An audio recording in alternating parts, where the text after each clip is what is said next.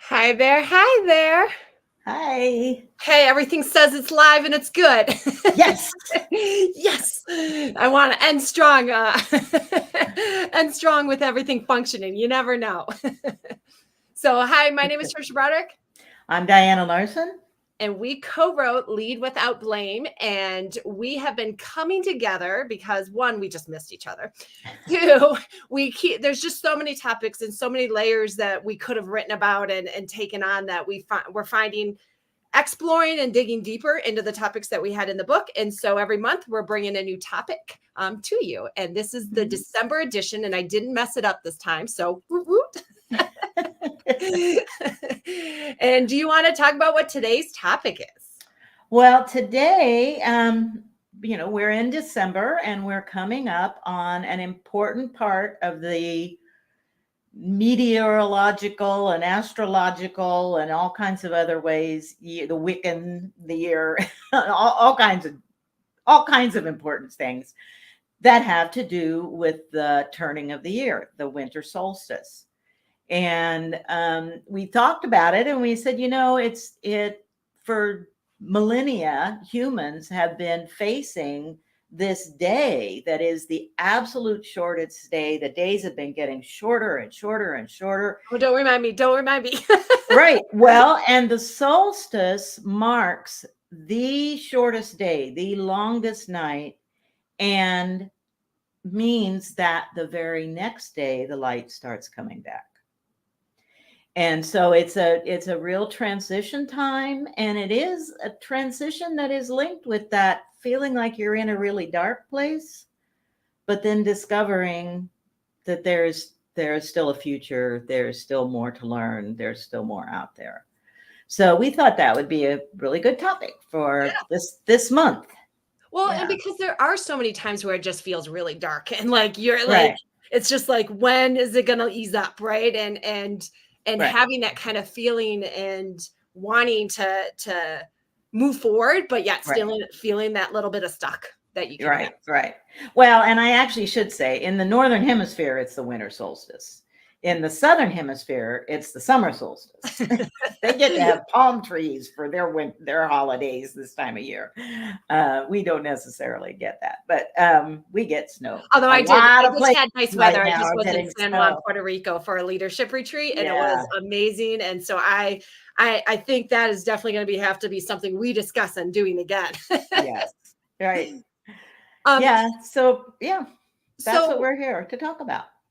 And Reese is on, and she says hi. So hi, Reese. As we're coming on, so I started trying to think of moments where it kind of had that almost like instant transition a little bit. And it was at first I kind of was like, I'm not going to think of anything, right? It's never that instant, but actually in hindsight, it's always easier to look at it in hindsight. I was surprised I was able to come up with a couple different moments where it was like the minute I decided, nope, this isn't for me, I'm going to be switching, and whether that was giving a resignation to a position or it was kind of just letting go of something, right? And saying, no, I'm not going to spiral about this anymore. It's actually surprising how much that like the next thing ended up being this incredible opportunity, ended up being this incredible growth. Like I think about when I left one position here in Colorado, and then I joined Agile for All, and it was just incredible. I was with this amazing group of individuals that really just challenged me in leveling me up in different ways. Right. But if you had asked me just the day before joining them, like I'd be like, oh, work is horrible. Work is never ending. Like, does it even matter? Like, and just in that headspace, that dark headspace, right?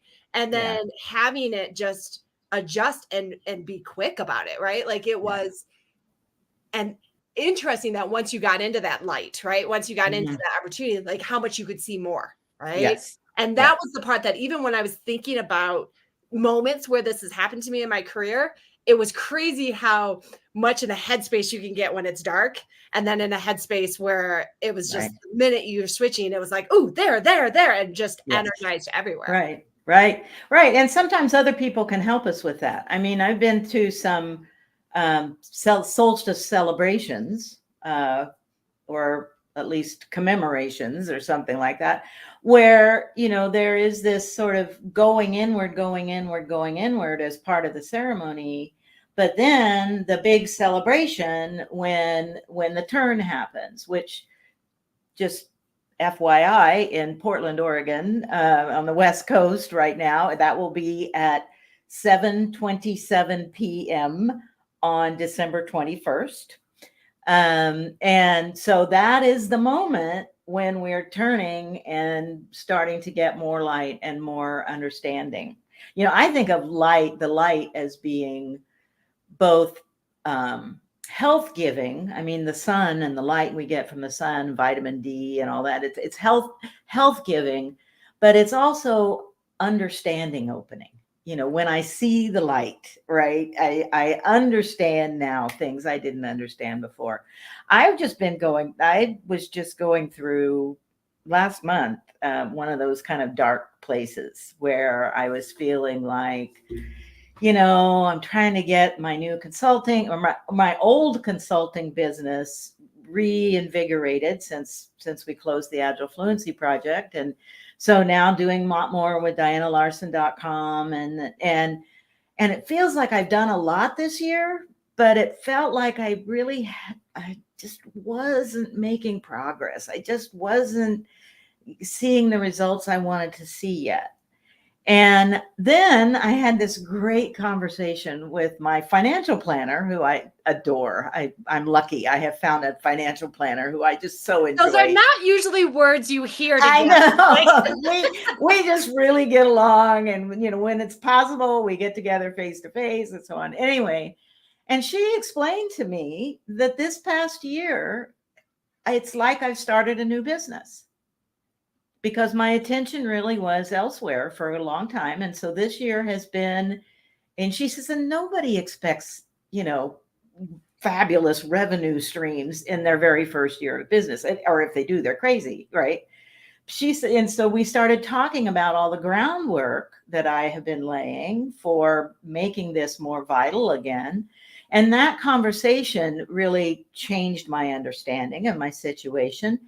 And then I went off to a 2-week trip in Germany, a couple of different locations in Germany, and all kinds of things started breaking loose and all kinds of wonderful things started happening. And I thought, well, for this year, I think that conversation was my solstice. That's when I was at my lowest point and really feeling like this isn't moving forward the way I want it to. And then by giving it light, by talking to my financial planner about it, getting an outside view on what was going on, I got a whole new way of thinking about it. And immediately that generated energy coming in toward me. And I hate to be too woo-woo about that, but it is what happened. Yeah. Well, and I think that's part of it, is you can see it. Like, I do think that there are times that I've been in spots where things I wanted were right there, but I just couldn't see them because I didn't like that, whether it's my energy, whether it's my blinders, whether it's my spiral of wanting to be kind of in that place, that sometimes it does take that conversation or that moment. And then it like, I'm not a very big, like, the universe kind of dynamic, but yet the reality is there, it does feel like that at times, where it's like, put it out in the universe and see what happens. And more than not, you're able to find things. It just can be really frustrating when you're really looking. Like I know so many people that I got another email today or a message today from somebody that was going through an interview, didn't end up getting it, is now still looking. And it's like, there's so many people, especially right now, looking and struggling and trying to find their next challenge, their next opportunity, their next making a difference. And during the holidays, that's I'm finding myself empathetically like putting it right, because I can feel that frustration, that fear, that place where it can be really easy to be in that dark spot. And then to be in the dark spot during the holidays is really, really tough. And so I know when I've been in the dark place, during the seasons, like it can spiral even faster for me, especially like it's like everybody's happy but me. Like and you can get into that headspace, right? Which then makes it even harder to kind of break through without some kind of moment a little bit sometimes. Right. Absolutely. Absolutely. And I think, we all get there, but just to, continue to share my own story. I mean, I closed a business last December, and that was a scary step, but I knew it was the right thing to do. And I knew that left me with a big kind of unknown gaping hole in my future. But that, to the point of the book, myself and the people I surround myself with, my subcontractors, my advisors and helpers, together, we're resilient, right? Together, we can bring all the different, I don't have financial planning skills, but my financial planner does. And so she brings that to our collective co-intelligence. And then, it's a whole kind of my virtual assistant, Tommy, who's amazing and I couldn't live without. And other people that are in my sort of professional group are able to sort of take a situation and say, okay, what can we make of this? What do we need to learn, and what can we make of it? And I think that's an important piece here. I've been talking about co-intelligence a lot lately, and that particular essential motivator, and at various venues and just in conversations. And I think it's becoming, my sense is it's even more powerful than what we thought when we wrote the book.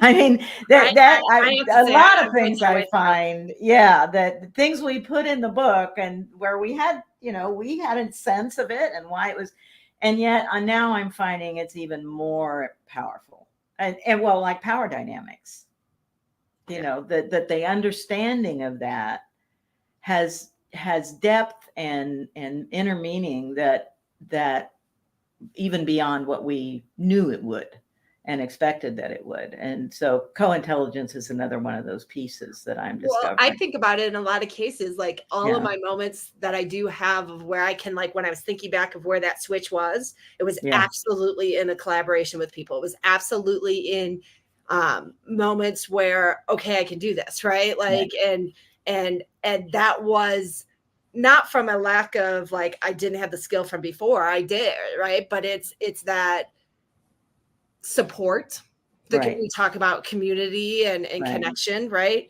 And it's about actually somebody seeing something that you're not seeing, right? And so that's where that co-intelligence can really win. And I think about it for each one of them, and it absolutely has been the case, right? Like 2020 was heartbreaking for me, like as the extreme extrovert that I am, right? Heartbreaking. And yet we got to write together, right? And I don't know if that would have been able to happen as easily or as, in the time with our schedules and what we were both doing. Like, in some ways, like that was a huge light in a time that was super, could have been just like absolutely. Like people were like, what's the best thing? I'm like, I'm not ready to talk about the best thing yet. I'm not ready to talk about it. But yet all of that came out of it, right? Yeah. Well, and interestingly, it was this time of year. Yes. That when we first started having the conversations about, should we write a book together? And if we did, what do we think it would look like? And and we made the decision, like, let's do it. We'll just plunge in and see what we figure out our schedules, and then 2020 hit. Yeah. That's crazy. Yeah. Okay, it's already like we're like 15 minutes in with this stuff. Oh my gosh.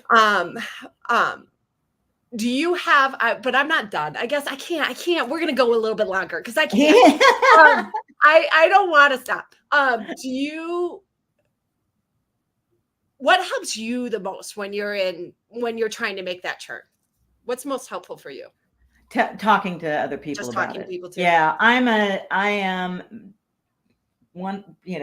I'm becoming more introverted. I need more time to myself, but I'm still an external processor.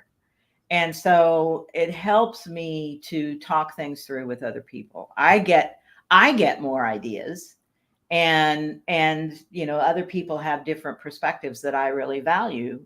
And so I like having those people in my circle who are willing to have those kind of conversations or group discussions or whatever it is with me, where there's been several times in my life when after my divorce and when I decided I was going to try to buy my own house all on my own, there were a group of people that I was in contact with. We had a sort of a consultant salon that we were doing once a month. And I took that problem to them and said, I really like these kinds of houses, but I also like those kinds of houses. And they gave me advice about being a homeowner that I wouldn't have gotten any other place. I couldn't have pulled that out of myself.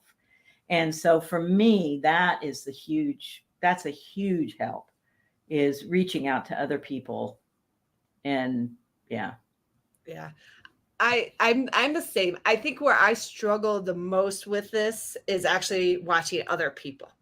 Yeah. I especially like, well, I mentioned this earlier, but the layoffs and everything, there are people, if somebody knows a good product position, please let me know.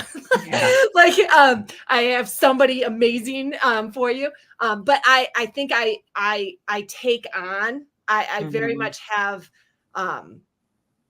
I take on that darkness for somebody else. And I've got to be careful, because actually that doesn't help that person either. Right. That's like colluding. Like, you don't want to do that, but I can feel it. Like my heart breaks and all of these other things. And so, and I see the amazingness, I know it, but it's hard for me to not empathize too much and versus focus on the thing. So as much as I know talking about it helps me, I also have to stop and think about like not falling into that when I'm trying to support somebody else and just talking and getting them, and being that support. Yeah.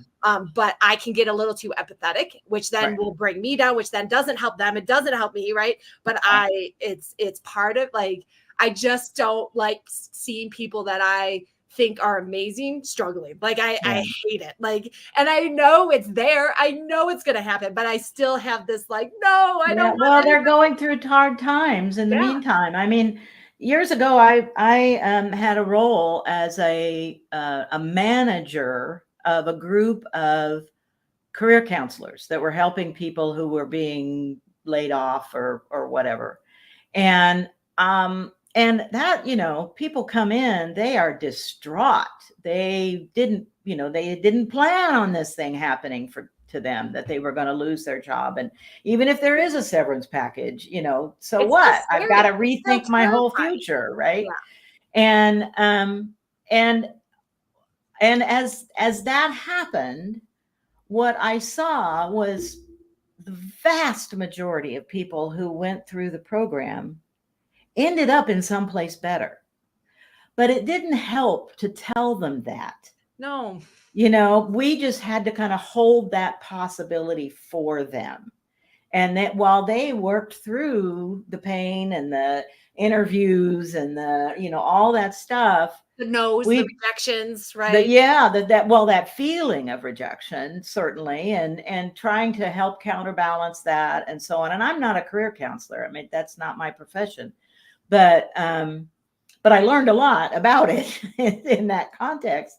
And it was really interesting, to see people people moved through at different paces. They had different urgencies. They had different, but in one way or another, all but a tiny percentage got through it and ended up someplace better. They decided that they were going to take their severance package and start their own business, or go back to school, or follow some other passion that they had, or, it was really interesting, or find a more interesting organization to be a part of. And and their ideas about that changed over the time as well, which was very interesting. I think that's why I like the concept of the day, right? Yeah. And the specific time. I once used to, and I still say this, is like the double-edged sword is time keeps moving, and then this is time keeps moving, right? Like there are times when you don't want time to keep moving, and there's time when that's the luxury, is that time's going to keep going. And the reality is like every dark time I've ever had, any time that I thought this sucks, this is the worst, there's something else. And sometimes what I gain the light from it is that dark thing, is the benefit. But you can't, when you're in it, you can't see that, right? When you're in it, you can't hear that, you can't, it's too scary. It's all these dynamics. But I think that's the luxury of even this concept of this specific date, right? Is that time is going to keep happening, and the light is going, like those opportunities are going to be there. Something's going to happen. What that journey looks like and how hard that journey is that's different for every person and situation. But I like the concept of that double-edged sword of time, and that it's, sometimes you don't want it to move, and sometimes you're grateful that the trust is going to keep moving. And if you never have a dark time, you never feel the joy. I mean, everything is sort of yin and yang, and perspective. And we've got to have some of both in our lives. And so sometimes I feel like, gosh, my life is so good, and I'm going along. I'm like, when's the other shoe going to drop? Yeah. Right. Get out of my head, Diana. Get out of my head right now. And then when it drops, I'm like, whoa, finally, yay.